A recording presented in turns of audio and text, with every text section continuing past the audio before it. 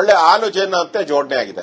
ನಮ್ಮಲ್ಲಿ ಯಾವುದೇ ಟಿಕೆಟ್ ಖಜಾನೆಯಿಂದ ತೆಗೆದು ಕಳೆದಿದ್ದ ಹಣ ಚುನಾವಣೆ ಕೆಲವೇ ದಿನಗಳಿದೆ ಅಂದಾಗ ಸರ್ಕಾರದಿಂದ ಘೋಷಣೆಯಾದ ಯಥೇಚ್ಛವಾದ ಯೋಜನೆಗಳು 20 ವರ್ಷ ಹತ್ತತ್ರ ಸಿಎಂ ಆಗಿದ್ರು ನಿತೀಶ್ ಅವರು. ಯಾವಾಗ್ಲೂ ಇಲ್ಲದ ಕಾಳಜಿ ಮಹಿಳೆಯರ ಅಕೌಂಟ್ಗೆ 10,000 ಹಾಕಬೇಕು ಅಂತ ಹೇಳಿ ಚುನಾವಣೆ ಸಮೀಪದಲ್ಲಿದ್ದಾಗ ಅನ್ಸುತ್ತೆ. ಈ ಹಣ ಗೆಲ್ಸಿರೋದು ಹಿಂಗೂ ಆರೋಪಗಳು ಬರುತ್ತೆ. ಬಂದ್ಬಿಡಿದೆ ಬರೋದೇನು ಅದು ನೋಡಿ. ಈಗ ಕಾಂಗ್ರೆಸ್ ಅವರು ಈ ಹಣ ಹಂಚೋದೆಲ್ಲ ಶುರು ಮಾಡಿದ್ದೆ ಕಾಂಗ್ರೆಸ್ ಅವರು.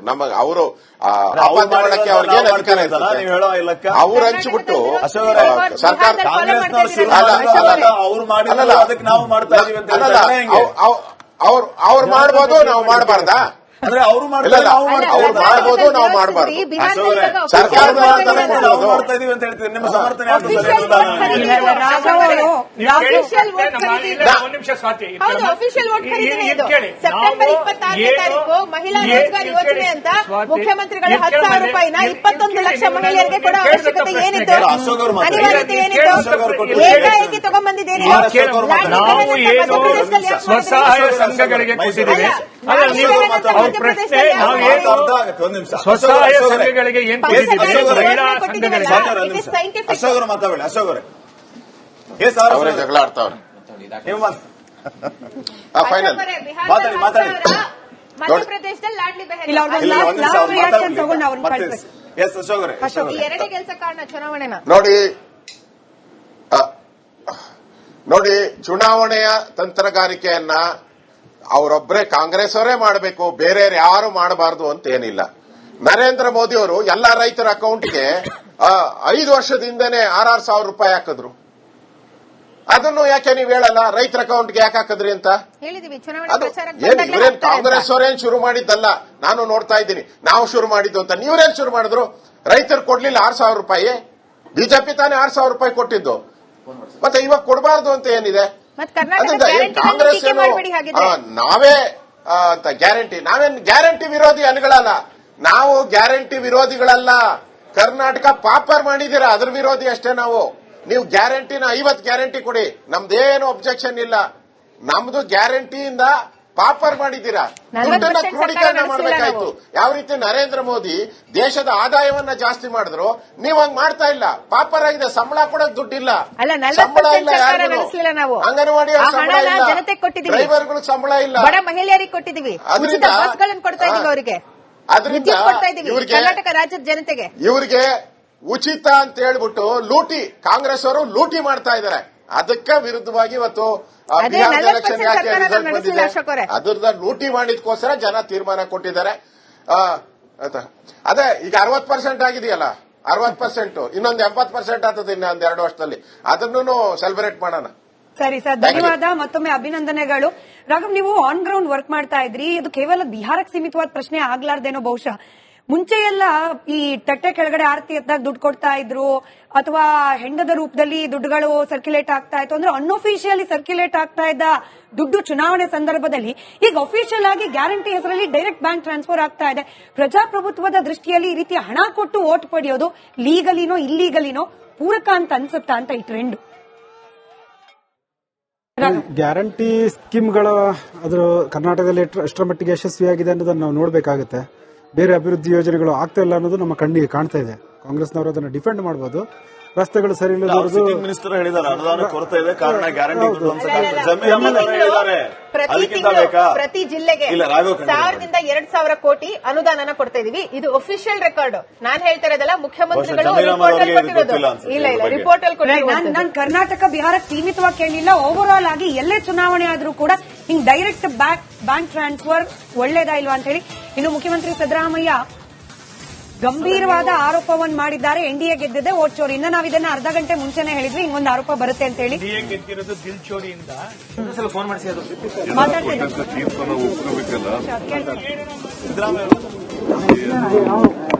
ನೋಡ, ನನಗೆ ಗೊತ್ತಿಲ್ಲ, ಅಲ್ಲಿ ಹೋಗಿಲ್ಲ.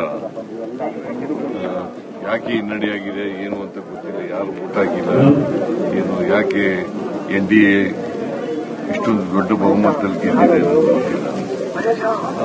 ಕೇಳ್ತಿ ತಿಳ್ಕೊಂಡು ಎಕ್ಸ್ಪೆಕ್ಟ್ ಮಾಡಿದ್ರ ಸರ್ ಈ ಫಲಿತಾಂಶನ? ಒಳ್ಳೆ ಆಲೋಚನೆ ಅಂತ ಜೋಡಣೆ ಆಗಿದೆ. ಹಂಗಂತೀರಾ ನಮ್ಮಲ್ಲಿ ಯಾವುದೇ ಸರ್?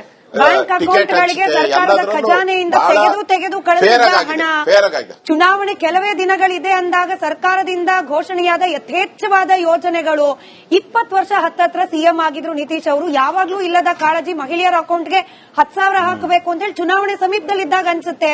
ಈ ಹಣ ಗೆಲ್ಸಿರೋದು ಹಿಂಗೂ ಆರೋಪಗಳು ಬರುತ್ತೆ. ಬಂದ್ಬಿಡಿದೆ ಬರೋದೇನು. ಅದು ನೋಡಿ, ಈಗ ಕಾಂಗ್ರೆಸ್ ಅವರು ಈ ಹಣ ಹಂಚೋಂಥದ್ದು ಹಣ ಹಂಚೋದೆಲ್ಲ ಶುರು ಮಾಡಿದ್ದೆ ಕಾಂಗ್ರೆಸ್ ಅವರು. ಅವರು ಅಪಾಂತ ಮಾಡಕ್ಕೆ ಅವ್ರಿಗೆ ಏನು ಅಧಿಕಾರ ಇರ್ತದೆ? ಅವ್ರು ಹಂಚಿಬಿಟ್ಟು ಸರ್ಕಾರ ಅವ್ರು ಮಾಡ್ಬೋದು, ನಾವು ಮಾಡಬಾರ್ದಾ? ಅಂದ್ರೆ ಅವರು ಅವ್ರು ಮಾಡ್ಬೋದು, ನಾವು ಮಾಡಬಾರ್ದು. ಸರ್ಕಾರ ಮಾಡ್ತಾ ಇದೀವಿ ಅಂತ ಹೇಳ್ತೀವಿ. ನಿಮ್ಮ ಸಮರ್ಥನೆ ಹೌದು, ಅಫಿಷಿಯಲ್ ವೋಟ್ ಖರೀದಿನೇ ಇದು. ಸೆಪ್ಟೆಂಬರ್ 26ನೇ ತಾರೀಕು ಮಹಿಳಾ ರೋಜ್ಗಾರ್ ಯೋಜನೆ ಅಂತ ಮುಖ್ಯಮಂತ್ರಿಗಳು 10,000 ರೂಪಾಯಿನ 21 ಲಕ್ಷ ಮಹಿಳೆಯರಿಗೆ ಕೊಡೋ ಅವಶ್ಯಕತೆ ಏನಿತ್ತು? ಅನಿವಾರ್ಯತೆ ಏನಿತ್ತು? ಏಕಾಏಕಿ ತಗೊಂಡ್ಬಂದಿದ್ದೇನೆ. ಸ್ವಸಹಾಯ ಸಂಘಗಳಿಗೆ ಕೊಟ್ಟಿದ್ದೀವಿ. ಸ್ವಸಹಾಯ ಸಂಘಗಳಿಗೆ ಏನ್ ಮಹಿಳಾ ಸಂಘಗಳಿಗೆ ಅಶೋಕರು ಮಾತಾಡಬೇಡಿ. ಅಶೋಕರೇ ಅವರೇ ಜಗಳ ಆಡ್ತಾವ್ರೆ. ಫೈನಲ್ ಮಾತಾಡಿ. ಮಧ್ಯಪ್ರದೇಶದಲ್ಲಿ ಲಾಡ್ಲಿ ಇಲ್ಲ, ಅವ್ರದ್ದು last reaction ತಗೊಂಡು ಅವ್ರನ್ನ ಕಳಿಸ್ಬೇಕು. ಎಸ್ ಅಶೋಕರೇ. ಎರಡೇ ಕೆಲಸ ಕಾರಣ ಚುನಾವಣೆನ ನೋಡಿ, ಚುನಾವಣೆಯ ತಂತ್ರಗಾರಿಕೆಯನ್ನ ಅವರೊಬ್ಬರೇ ಕಾಂಗ್ರೆಸ್ ಅವರೇ ಮಾಡಬೇಕು, ಬೇರೆ ಯಾರು ಮಾಡಬಾರದು ಅಂತ ಏನಿಲ್ಲ. ನರೇಂದ್ರ ಮೋದಿ ಅವರು ಎಲ್ಲ ರೈತರ ಅಕೌಂಟ್ಗೆ 5 ವರ್ಷದಿಂದನೇ 6,000 ರೂಪಾಯಿ ಹಾಕಿದ್ರು. ಅದನ್ನು ಯಾಕೆ ನೀವು ಹೇಳಲ್ಲ? ರೈತರ ಅಕೌಂಟ್ಗೆ ಯಾಕೆ ಹಾಕಿದ್ರಿ ಅಂತ ಹೇಳಿದೀವಿ. ಇವ್ರೇನ್ ಕಾಂಗ್ರೆಸ್ ಅವರೇನ್ ಶುರು ಮಾಡಿದ್ದಲ್ಲ, ನಾನು ನೋಡ್ತಾ ಇದ್ದೀನಿ. ನಾವು ಶುರು ಮಾಡಿದ್ದು ಅಂತ. ನೀವ್ರೇನ್ ಶುರು ಮಾಡಿದ್ರು? ರೈತರು ಕೊಡ್ಲಿಲ್ಲ 6,000 ರೂಪಾಯಿ. ಬಿಜೆಪಿ ತಾನೇ 6,000 ರೂಪಾಯಿ ಕೊಟ್ಟಿದ್ದು. ಮತ್ತೆ ಇವಾಗ ಕೊಡಬಾರ್ದು ಅಂತ ಏನಿದೆ? ಕಾಂಗ್ರೆಸ್ ನಾವೇ ಅಂತ ಗ್ಯಾರಂಟಿ, ನಾವೇನ್ ಗ್ಯಾರಂಟಿ ವಿರೋಧಿ ಅನ್ಗಳಲ್ಲ. ನಾವು ಗ್ಯಾರಂಟಿ ವಿರೋಧಿಗಳಲ್ಲ. ಕರ್ನಾಟಕ ಪಾಪರ್ ಮಾಡಿದೀರ, ಅದ್ರ ವಿರೋಧಿ ಅಷ್ಟೇ ನಾವು. ನೀವು ಗ್ಯಾರಂಟಿನ 50 ಗ್ಯಾರಂಟಿ ಕೊಡಿ, ನಮ್ದೇನು ಅಬ್ಜೆಕ್ಷನ್ ಇಲ್ಲ. ನಮ್ದು ಗ್ಯಾರಂಟಿಯಿಂದ ಪಾಪರ್ ಮಾಡಿದ್ದೀರಾ. ದುಡ್ಡನ್ನ ಕ್ರೋಢೀಕರಣ ಮಾಡಬೇಕಾಯ್ತು. ಯಾವ ರೀತಿ ನರೇಂದ್ರ ಮೋದಿ ದೇಶದ ಆದಾಯವನ್ನ ಜಾಸ್ತಿ ಮಾಡಿದ್ರು, ನೀವ್ ಹಂಗ್ ಮಾಡ್ತಾ ಇಲ್ಲ. ಪಾಪರ್ ಆಗಿದೆ. ಸಂಬಳ ಕೊಡಕ್ ದುಡ್ಡಿಲ್ಲ, ಸಂಬಳ ಇಲ್ಲ, ಅಂಗನವಾಡಿ ಸಂಬಳ ಇಲ್ಲ, ಡ್ರೈವರ್ಗಳು ಸಂಬಳ ಇಲ್ಲ, ಬಡ ಮಹಿಳೆಯರಿಗೆ ಕೊಟ್ಟಿದೀವಿ, ಉಚಿತ ಬಸ್ಗಳನ್ನು ಕೊಡ್ತಾ ಇದೀವಿ, ಅವರಿಗೆ ಅದರಿಂದ ಕರ್ನಾಟಕ ರಾಜ್ಯದ ಜನತೆಗೆ ಇವ್ರಿಗೆ ಉಚಿತ ಅಂತ ಹೇಳ್ಬಿಟ್ಟು ಲೂಟಿ, ಕಾಂಗ್ರೆಸ್ ಅವರು ಲೂಟಿ ಮಾಡ್ತಾ ಇದ್ದಾರೆ. ಅದಕ್ಕೆ ವಿರುದ್ಧವಾಗಿ ಇವತ್ತು ಬಿಹಾರದ ಎಲೆಕ್ಷನ್ ಯಾಕೆ ರಿಸಲ್ಟ್ ಬಂದಿದೆ? ಅದ್ರದ ಲೂಟಿ ಮಾಡಿದ್ಕೋಸ್ಕರ ಜನ ತೀರ್ಮಾನ ಕೊಟ್ಟಿದ್ದಾರೆ. ಅದೇ ಈಗ 60% ಆಗಿದೆಯಲ್ಲ, 60%, ಇನ್ನೊಂದು 80% ಆಗ್ತದೆ ಇನ್ನೊಂದು 2 ವರ್ಷದಲ್ಲಿ. ಅದನ್ನು ಸೆಲೆಬ್ರೇಟ್ ಮಾಡೋಣ. ಸರಿ ಸರ್, ಧನ್ಯವಾದ. ಮತ್ತೊಮ್ಮೆ ಅಭಿನಂದನೆಗಳು. ರಾಘವ್, ನೀವು ಆನ್ ಗ್ರೌಂಡ್ ವರ್ಕ್ ಮಾಡ್ತಾ ಇದ್ರಿ. ಇದು ಕೇವಲ ಬಿಹಾರಕ್ಕೆ ಸೀಮಿತವಾದ ಪ್ರಶ್ನೆ ಆಗ್ಲಾರ್ದೇನೋ ಬಹುಶಃ. ಮುಂಚೆ ಎಲ್ಲ ಈ ತಟ್ಟೆ ಕೆಳಗಡೆ ಆರತಿ ಎತ್ತಾಗ ದುಡ್ಡು ಕೊಡ್ತಾ ಇದ್ರು, ಅಥವಾ ಹೆಂಡದ ರೂಪದಲ್ಲಿ ದುಡ್ಡುಗಳು ಸರ್ಕ್ಯುಲೇಟ್ ಆಗ್ತಾ ಇತ್ತು. ಅಂದ್ರೆ ಅನ್ಅಫಿಷಿಯಲಿ ಸರ್ಕ್ಯುಲೇಟ್ ಆಗ್ತಾ ಇದ್ದ ದುಡ್ಡು ಚುನಾವಣೆ ಸಂದರ್ಭದಲ್ಲಿ ಈಗ ಅಫಿಷಿಯಲ್ ಆಗಿ ಗ್ಯಾರಂಟಿ ಹೆಸರಲ್ಲಿ ಡೈರೆಕ್ಟ್ ಬ್ಯಾಂಕ್ ಟ್ರಾನ್ಸ್ಫರ್ ಆಗ್ತಾ ಇದೆ.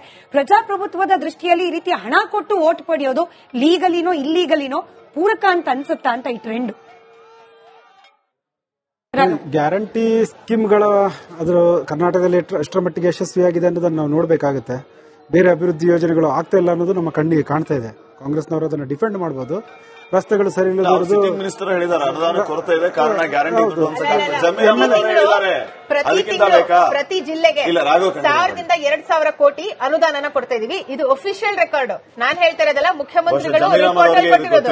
ಇಲ್ಲ, ರಿಪೋರ್ಟ್ ಅಲ್ಲಿ ಕೊಟ್ಟಿರೋದು. ನಾನು ಕರ್ನಾಟಕ ಬಿಹಾರಕ್ಕೆ ಸೀಮಿತವಾಗಿ ಕೇಳಲಿಲ್ಲ. ಓವರ್ ಆಲ್ ಆಗಿ ಎಲ್ಲೇ ಚುನಾವಣೆ ಆದ್ರೂ ಕೂಡ ಹಿಂಗ್ ಡೈರೆಕ್ಟ್ ಬ್ಯಾಂಕ್ ಟ್ರಾನ್ಸ್ಫರ್ ಒಳ್ಳೇದಾ ಇಲ್ವಾ ಅಂತ ಹೇಳಿ.